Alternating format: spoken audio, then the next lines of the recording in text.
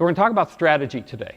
Strategy, to me, is very simple. And, I know all the theoretical stuff around it.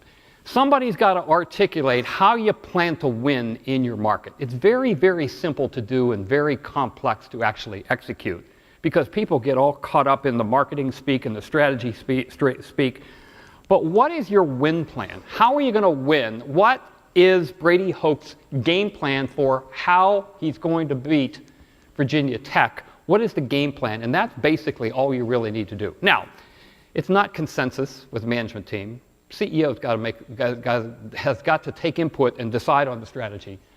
It's not a bunch of disconnected and unattached goals and tactics and things like that. And it's certainly not hope-based. Hope is not a strategy. And that's a book, but it's a saying that I've been using for a long time. Somebody's got to make some very, very, very difficult choices. Somebody's got to have the consistency. Somebody's got to have the problem-solving skills, my mathematics background. Somebody's got to build an achievable plan, and somebody's going to have to go off and do the execution on it. Now, there's 3 keys to strategy, and hopefully we'll have time for me to cover all of them. The first one is the development of the plan and how we developed it to help media. The second one, which is the one that everybody blows, everybody, 99% of the companies in America or in the world blow, it's the communication of the strategy. The most important part. So if you're in here and you're in a marketing major, hopefully you'll get a lot out of that particular aspect of it. And the third is the execution of the strategy, because anybody could write a document, right? Or anybody could put down some thoughts on a piece of paper. It's the execution that gets you all messed up. Now, if you ask 10 entrepreneurs a question or an opinion on something, you're likely to get 14 to 15 different answers. I believe there's 4 stages of a startup company. You go to Tom Porter's class, he'll say there's 5. There's a book out right now that says there's 12.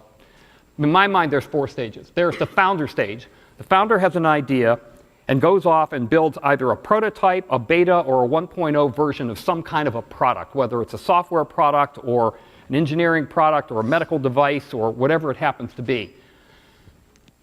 Gets maybe 1 or 2 customers, and then you move into a point where the venture capitalist comes in and invests a small amount of money. VCs don't normally reward a first-time entrepreneur with a whole bunch of money. You get a little bit of money.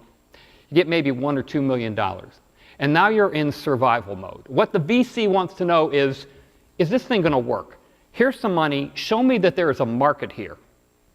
And very often companies fail in the survival stage. Particularly technology founders fail in the survival stage, because this is where you're starting to get into what's my strategy and what's my business and can I sell and can I create a presence. After that, you get into growth mode. And growth mode is normally from $2 million in sales in a software company to about $20 million, maybe a little bit more than that. And that's where you're trying to take your idea and proving that you could run like hell in a marketplace and you could ramp up and you can build a huge business here. And then there's the maintenance stage. In a software company, the industry I come from, normally a company is purchased around $20, $25, $40 million.